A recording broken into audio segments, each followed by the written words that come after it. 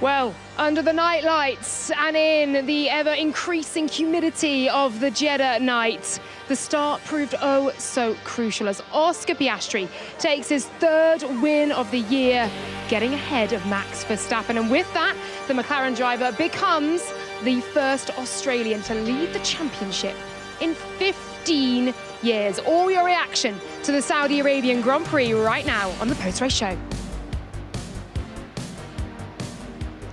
Hello and welcome down to a still very warm paddock. You can see the driver's exertion and all of that reaction to what they have done out there. 50 laps of such a physical and demanding circuit. And it is Oscar Piastri, Alex Brundle, who has come out on top. The start ultimately proving a real key point. But what a result for the Australian. 3 wins in 5 races. Yeah, yet again, Oscar delivers when it matters in the key moment. And the start, more important, I think, than we gave it credit for at the time. Because when you look down the field, actually, we thought McLaren were going to have the pace to scamper away from the field, maybe edge away from the field, was the speed that they had. Piastri, though, managed to get himself back out front after, of course, the penalty for Max Verstappen, put the car in the right position down towards turn 1, and that was the makings of his race, really. We'll come to that because it was very clear in all of the post-race there that Max Verstappen was not happy at all with the decision that had been made. You can see the party very much continuing here. There is an enormous drone display happening in the sky above us at the moment. The circuit there, the years in which we have raced, the light show going on here, quite extraordinary stuff. And we have a load of fireworks as well just a moment ago. Hopefully they will remain relatively calm for now. Let's look back at the start then, shall we? Oscar Piastri versus Max Verstappen. What a launch Oscar got. Yeah, from the dirty side of the grid as well, down the inside for Piastri. And this absolutely, for me, is a fair penalty with regards to the 5-second penalty for Verstappen. They're wheel-to-wheel going into turn 1. The guidelines actually say front wheel against the cockpit is just fine if you've got the inside line, which Piastri did. So I think he's placed the car. He's got the best start there, and he deserved to lead through the first section of the race. And then, of course, this incident brought out the safety car. But yeah, my suntan is feeling those fireworks. That is a serious light show. This is, yeah, quite the light show, quite the firework display that is happening around us right now. Oscar Piastri, though, with that move at the start, with getting ahead, with staying ahead as well, despite some stints done in the dirtier air, where you could see the McLaren advantage was really reduced.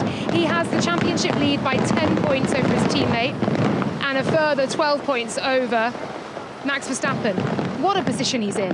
Yeah, great position moving into the rest of the year. It must be said that, you know, in comparison to Lando Norris, Lando did everything he could do today from a lowly starting position.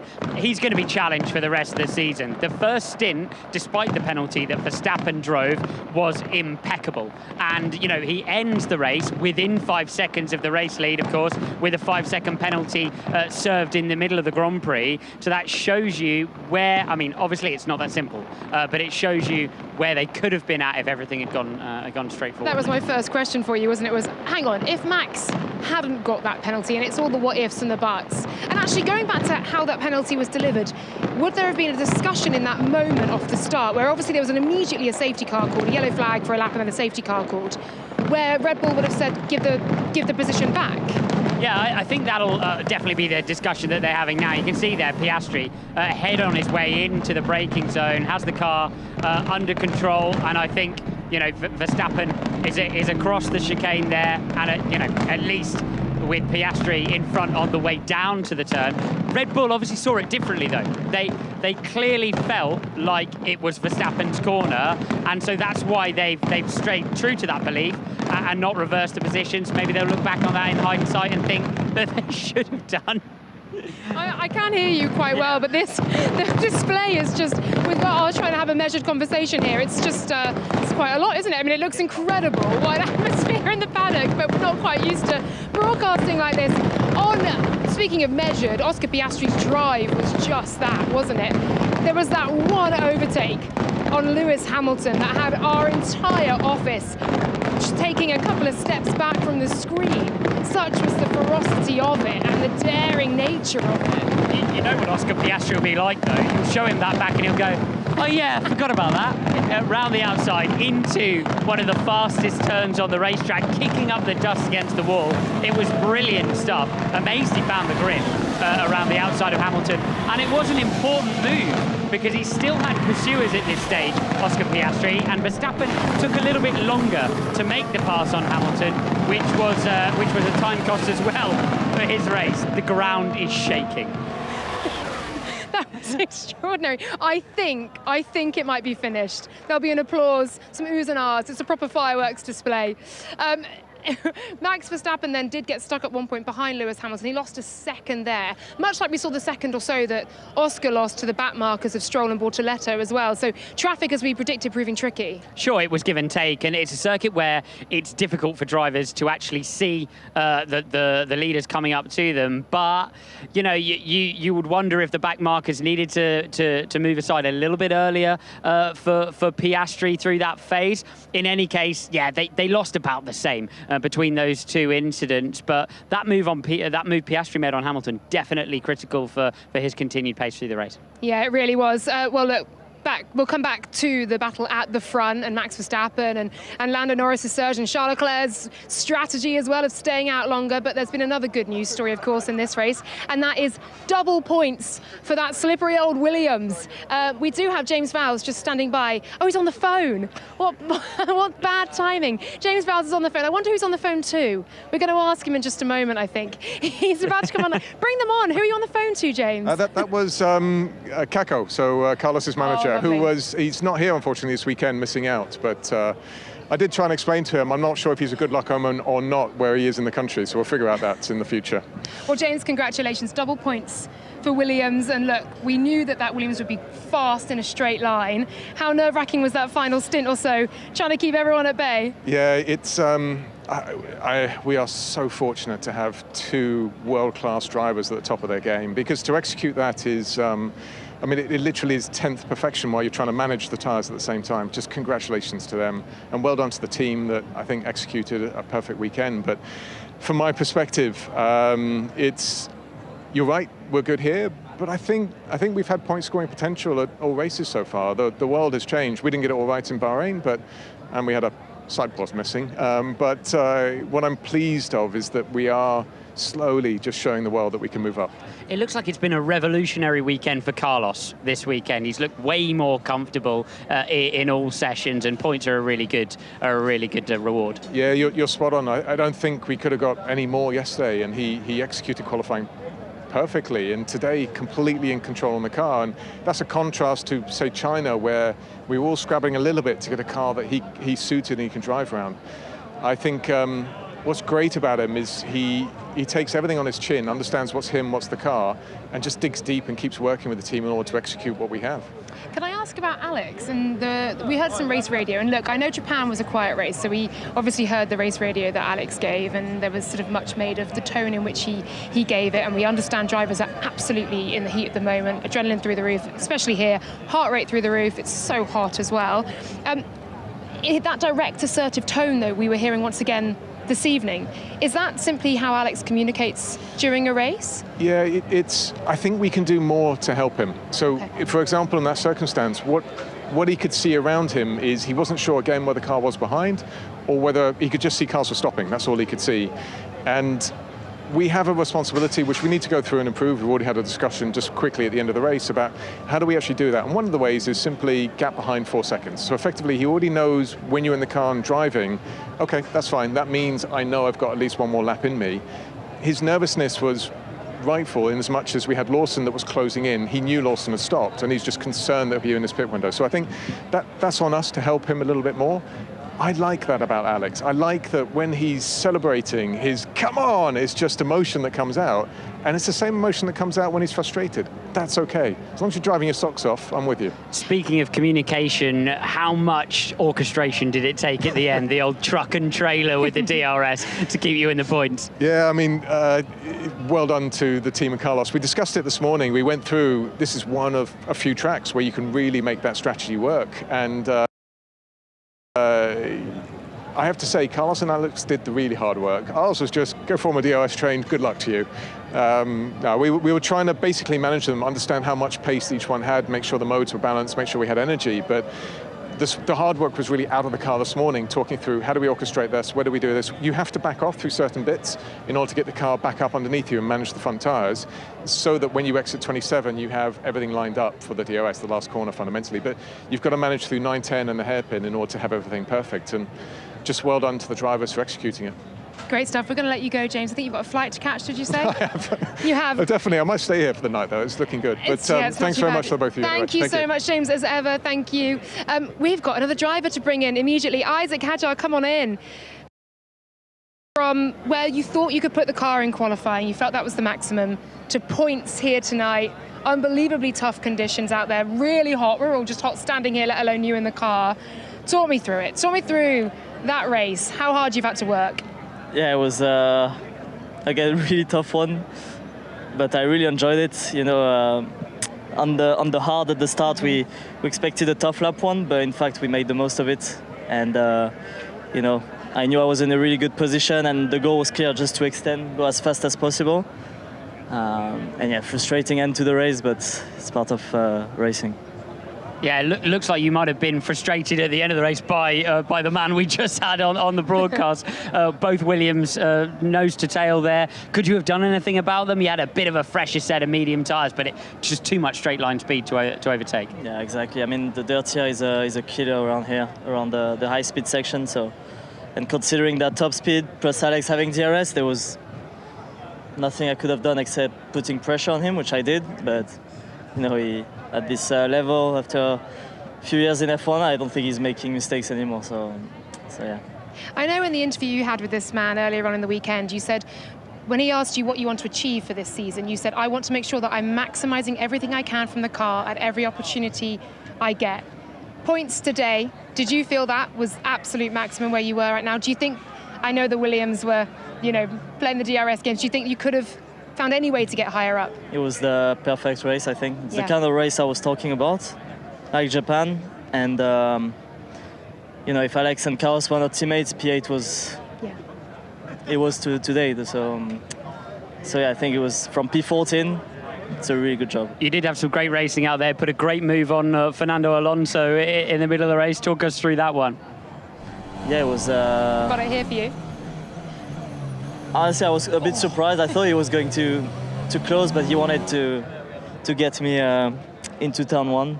But how big was the DRS game today? Because we saw it all the way through the Formula 2 races as well. Were you guys managing a lot down into 27 to make sure you had the DRS on the front straight? Was that the key? I never had this... The scenario was never offered to me because, you know, with Alex I had DRS every straight line. So, no, it was for me it was not the case.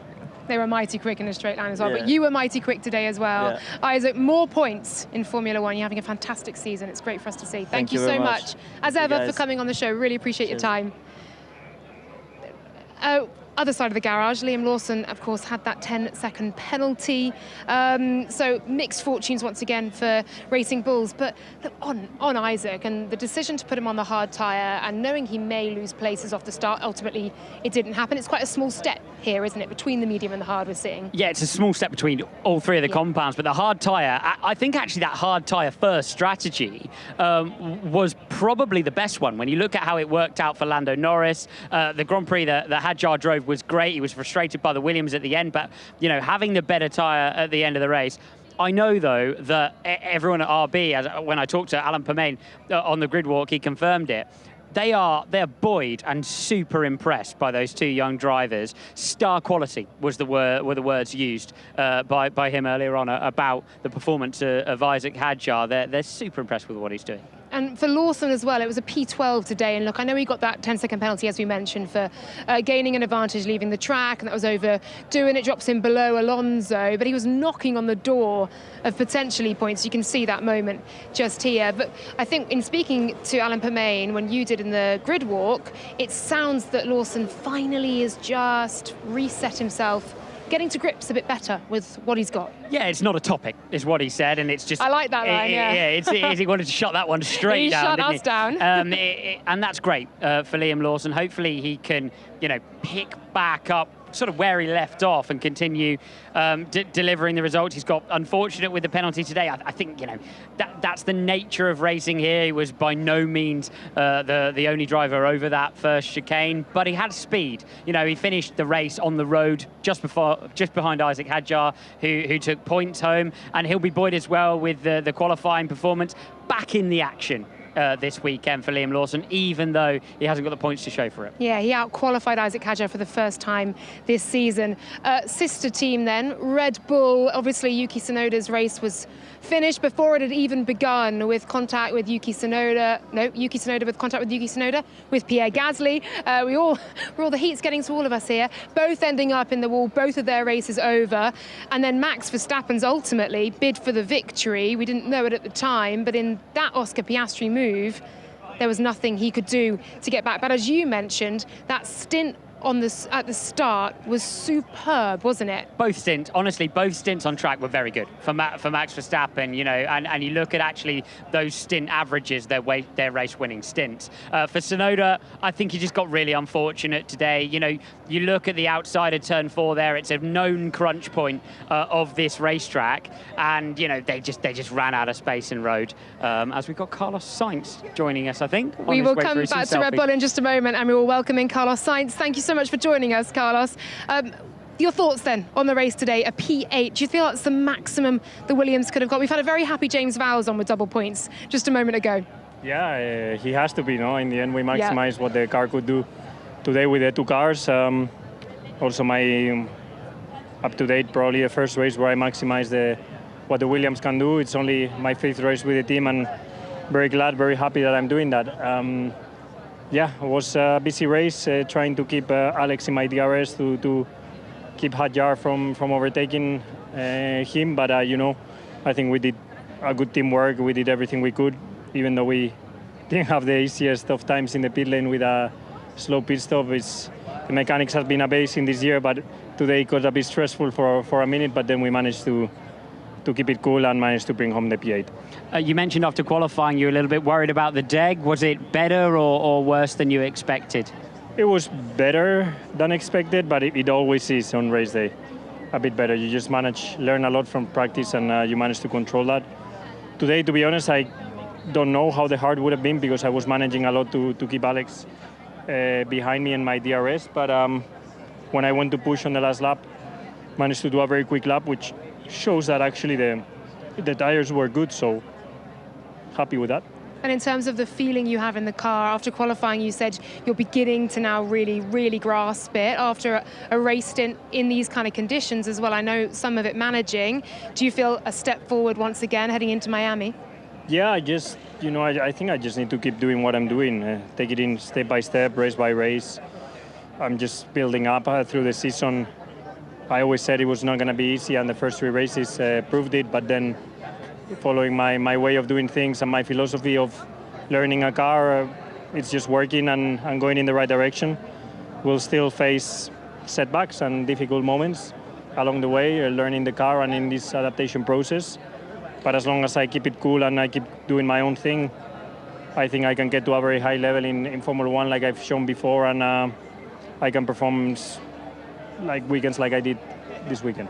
You said last night you wanted to keep it disciplined. You certainly did that out there. We've got to let you go now. But yeah. Thank you very much, though, for joining us. And we'll see you in Miami. All the very best. Thanks so much, Carlos. OK, well, we had 2 DNFs within the first few turns on this racetrack. Let's hear from one of them. It's Pierre Gasly. Pierre, tough to see you here so early in this race. Can you just talk us through, from your point of view, what happened with Yuki there? Well, I think I had a good run in turn 4.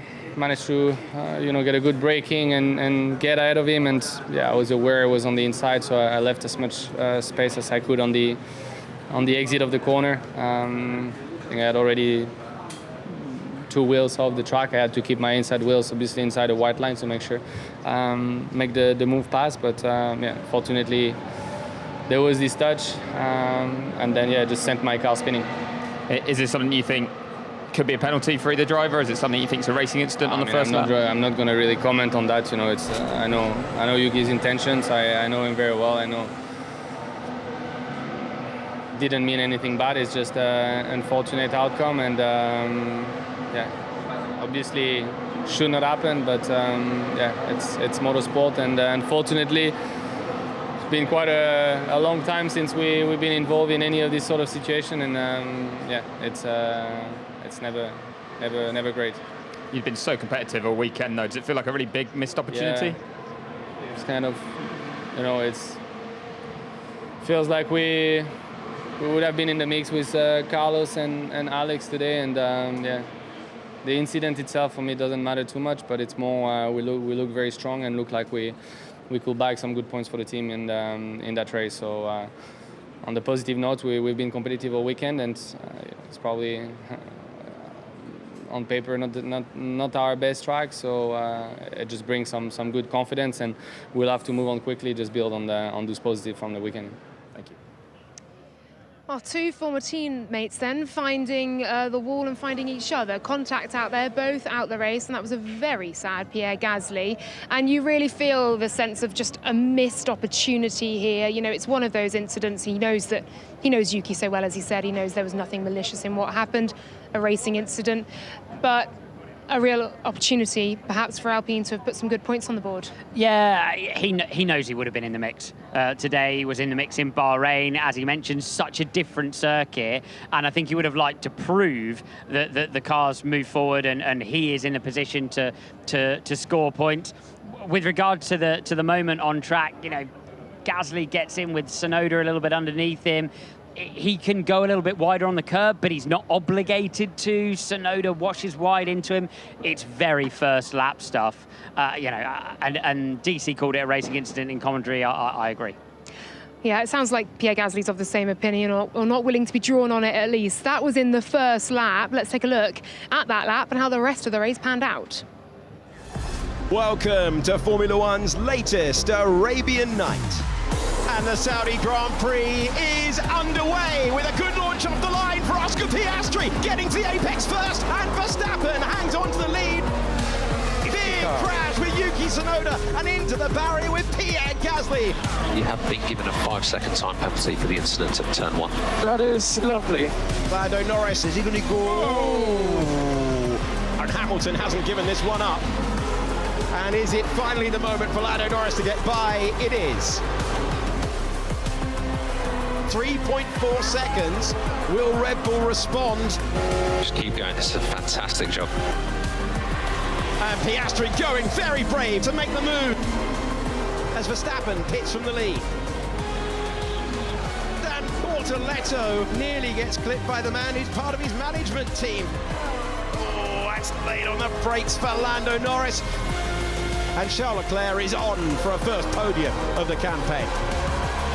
Oscar Piastri wins the Saudi Grand Prix. Well done, everyone. Well, that was the Saudi Arabian Grand Prix, and you can watch the full race highlights on YouTube. You also have Jolyon Palmer's analysis as well on F1 TV to look over some of the key incidents in that race and what ultimately led to Oscar Piastri triumphing tonight and taking a 10-point lead in the World Championship, becoming the first Australian in 15 years to do so. We're going to come to Leclerc, though, because P4 was where he qualified, and he was not happy, saying if this is the performance ceiling of the car, this is not good enough. This, you know, normally when you hear a driver maximize what they can in the car, there's an element of, well, I did what I could. This can't be all we've got. Today, though, They found a different way. They found a different way in the race, driving the medium compound tyre to lap 29. And then Leclerc, of course, when he jumps over to the hard tyre, has great performance. And it was actually, I mean, we give Ferrari hassle on several occasions through the year about their strategy. But what they've done there is played to the strengths of their car with Leclerc, and it was actually pretty impressive work from them to recognise that Ferrari could make it that far through the race on the tyre, and great tyre whispering from Leclerc as well to drive it up onto the podium. Yeah, superb stuff, especially when you think that actually Mercedes and certainly George Russell really struggled. Leclerc getting the job done to get P3. Here is his post-race radio. You can hear it now. And P3, great race. Yes! Super, Charles. Super. Oh, this race was tough, but I think we did a really good job. Congrats. Not often I will be happy with P3, but I think today was a great race. Yeah, congrats everyone.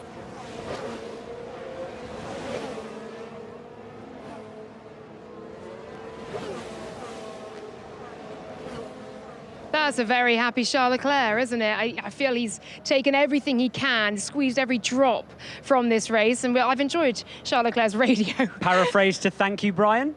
I really enjoyed. I immediately sent to the group WhatsApp, clip that up, get that out there, because the well done, Charles, and the thank you, Brian was just incredible stuff. I'm loving seeing the different dynamics between engineer and driver, and we're seeing more and more of that come to the fore through the season.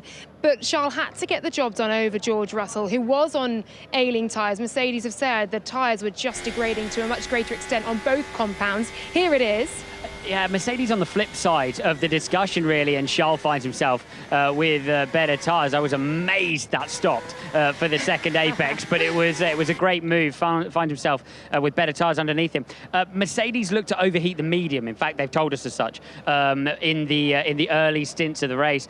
They were lap 19 and 20, the two Mercedes, some of the earliest to pit on the medium compound tyre, leaving them always in trouble. And actually George Russell there saying, are we going to make the end of this Grand Prix?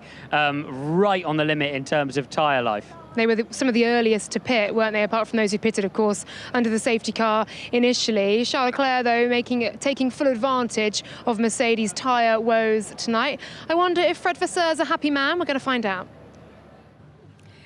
Fred, first podium of the year for Charles and for the team here in a Grand Prix. He had some impressive pace on those mediums. How do you reflect on that race?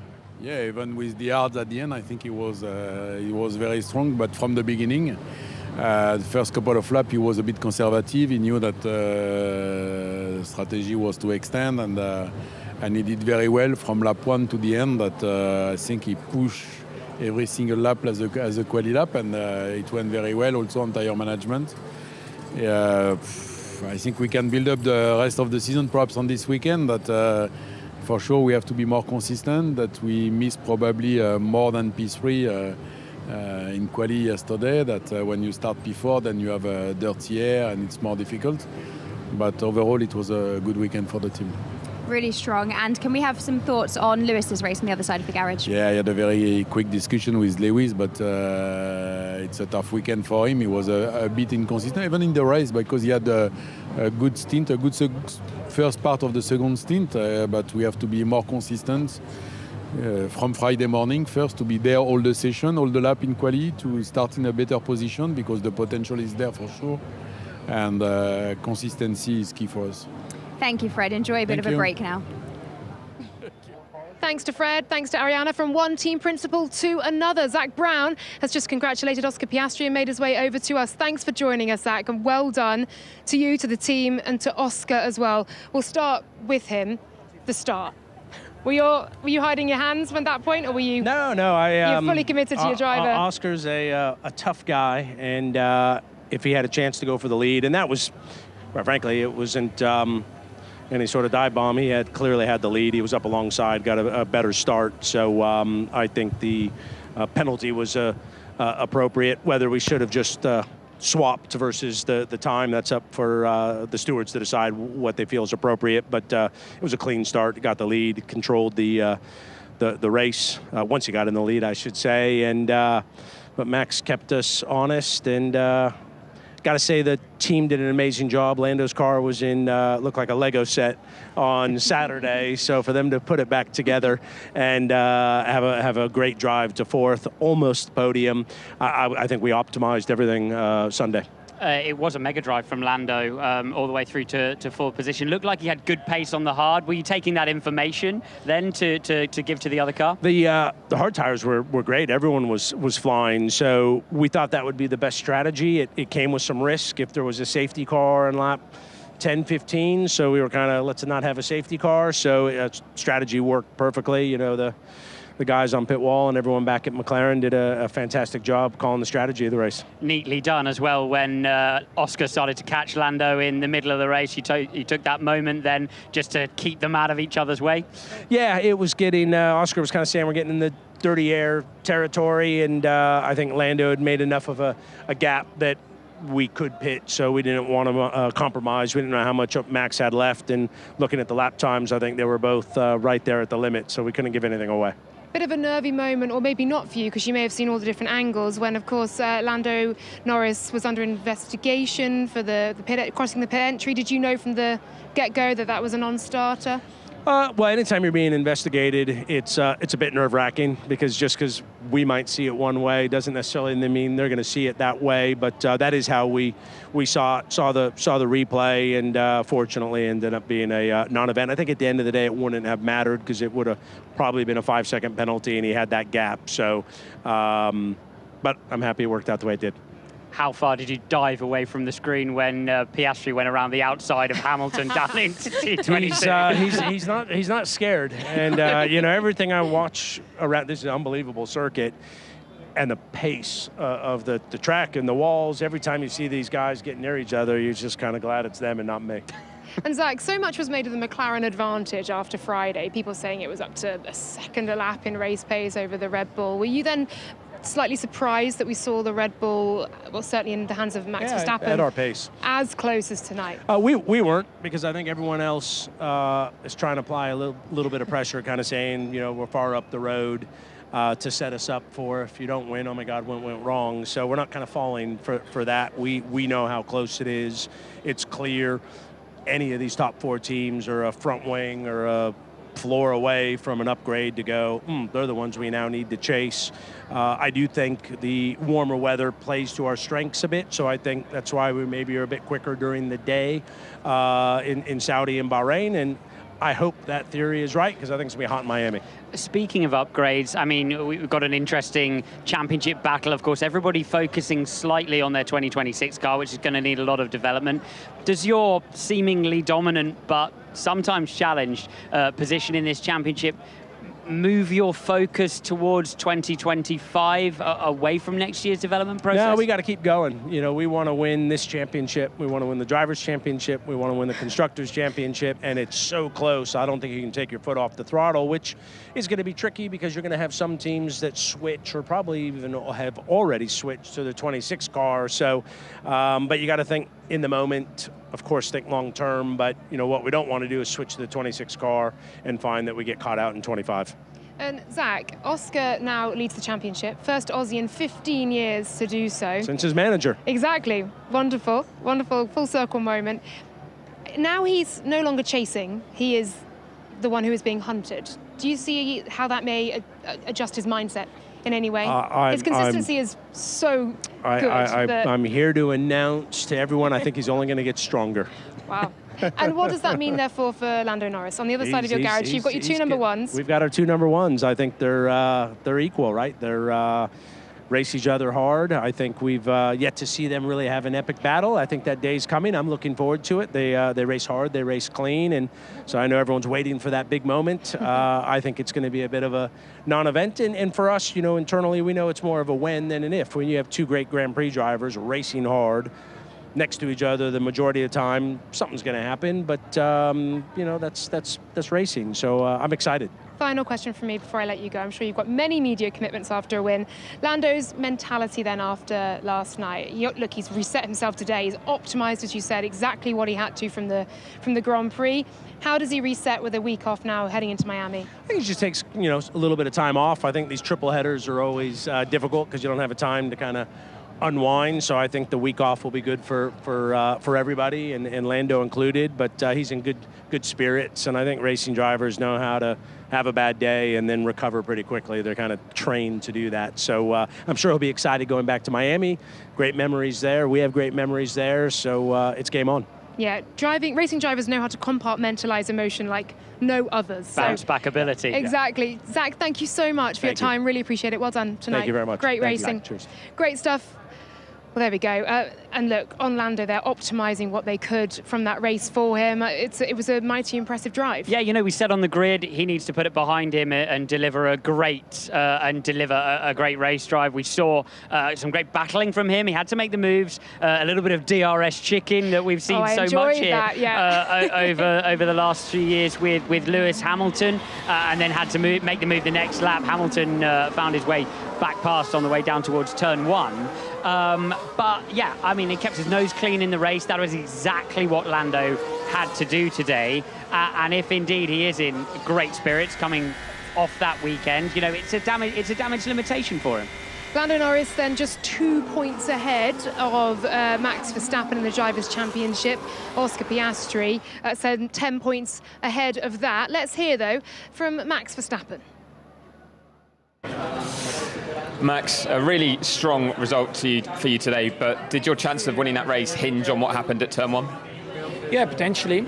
That is what it is. I think it's also better we don't talk about it because we are anyway not allowed to express our opinions on that. So the positives are, of course, that in the race, I think, we had quite good pace compared to Friday. We improved a lot because on Friday we were struggling a lot on the tires, and I surprised myself in that first stint. I didn't expect that we could actually pull away a little bit. On the hard tire, I have to say that it was probably a little bit more difficult. I had too much understeer in the car again, and then you can't really attack corners. But overall, still a very good race for us. Yeah, just a few seconds behind Oscar at the checkered flag, and there were no more interruptions after the opening couple of laps.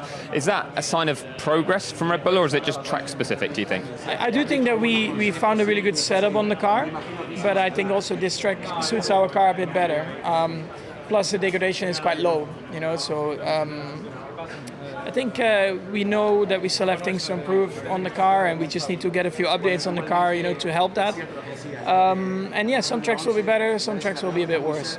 Yeah, it feels like it's been very up and down for you over this triple header, but how close do you feel you and Red Bull are with that car to being truly able to get into the title fight? It's tough, I think. I think what we need to try and work on is just be a little bit more consistent overall. I mean, hearing him speak there and speak about wanting upgrades on the car and to keep improving, you wouldn't think he's just finished P2, and had he not had a 5-second penalty, potentially taken the win and was on par with such a scintillating lap yesterday. But I guess that is the standard that Red Bull set. That's the standard that Max Verstappen lives by as a 4-time world champion. When you look at the transcripts of the radio between him and GP during that first stint that you thought was so impressive, and it really was. The amount of messaging that GP was giving him, there was quite a lot within about a 9-minute period, and that will be different and personal to each driver, how much coaching they want and don't want. But I thought that was an interesting moment to look at, to see how much GP was egging him on. They've always had a lot of communication, those two. Max wants specific information, normally about the gaps forward and back when you're listening to his radio. But that's a Max Verstappen who knows he could have won the Grand Prix and is upset in the moment that he hasn't. I mean, it took him 45 seconds of talking to Chris Medland there to smile. So I think he'll bounce back from that one. He's just a little bit upset by the whole thing, but I think by the time he has a week off, thinks it through, comes back, recognises the position that he's in, still in the hunt for the Drivers' Championship. They'll throw some upgrades at it and see what they can get before they start switching over to have a look at next year. It doesn't seem like a terminally upset Max Verstappen to me, just a mildly miffed one. Mildly miffed, I like that expression. Do you think once he's taken a step back, cooled off, adrenaline comes back down, he'll look at that moment and go, yeah? Or is that not in a racing driver's nature to give an inch even off track? No. We'll get to 2045 and Max Verstappen will still be telling somebody in a bar somewhere, because that's just what you're like. You know, if you were prepared to concede that, then you wouldn't be on the grid. But you know, Max is a great competitor, and yeah, he'll be back. P2 for him today was as much as that Red Bull could muster, but it looked like it wouldn't even get as high up come Friday. So what a turnaround. And as Chris Medland said, what an up and down triple header that Max Verstappen has had. That's pretty much it for the on-track action here. One note though on Max Verstappen's result today, and so an interesting fact, if he'd finished P7 and above, he would have overtaken Sebastian Vettel as the driver who has scored the second most points in history, behind Lewis Hamilton. So there you go, Max Verstappen is now the second greatest point scorer in Formula One, surpassing Sebastian Vettel. A wonderful segue to the brilliant afternoon that I spent with Seb, and indeed I spent with many young karters here in Saudi Arabia on Wednesday just before the Grand Prix began. Take a look.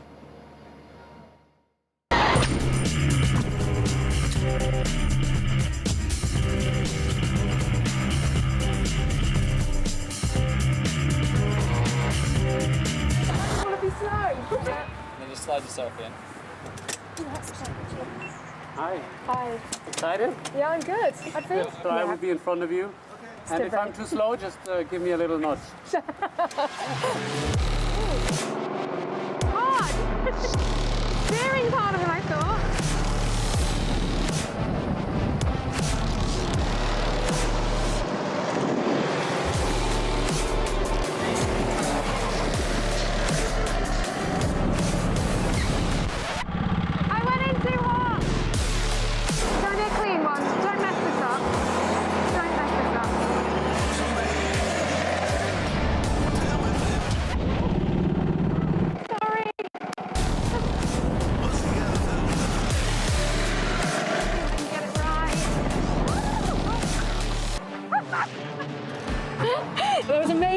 I'm sorry for hitting you. Oh, I'm sorry for hitting you. I hit him. Thank you, Seb, so much. That was so fun. I want to go karting at home now. That's it. I'm a karter. I'm a karter. Tell me you didn't bin Sebastian Vettel. Four-time world champion Sebastian Vettel. So we did 2 laps and Seb was showing me the lines and I was just behind him. I was looking at that. I was actually quite a way behind him. And also I looked so much slower than it felt, for goodness sake. But he went behind me and I span out and he came straight into the back of me. And the class of the man, he still had the grace to say, sorry, I hit you. I was like, Seb, I binned it in front of you and gave you absolutely nowhere to go. I span about 4 times, but I absolutely loved it. And I can't tell you the pressure of having a 4-time world champ behind you, watching your lines, but he was so gracious, he so actually wonderful. said a similar thing about you. He was like, I can't imagine the pressure of having Laura Winter hot on my tail. Yeah, he did. No, I know. You didn't catch that on camera, but honestly, he did. Look, Brundle, I'd imagine you'd have been a little bit quicker out there than I was. Oh, I'm retired now, so only marginally. Maybe I'll go to the next one. See if we can get Seb down and see if I can have him off. We'll try and arrange that. I am, however, better at you than F1 Fantasy. Yes. Along with the entire world. Well, yeah. I did have Pierre Gasly in my team today, though, so that I will take a bit of a hit on that. Is the sidebar of shame coming? You've got to sort your team out. You really do. Yeah, All I forgot right. again. Okay. Okay. I'll get on you next weekend. I'll make sure you do it. Okay, let's take a look at the schedule then. Speaking of the next race weekend, it's Miami.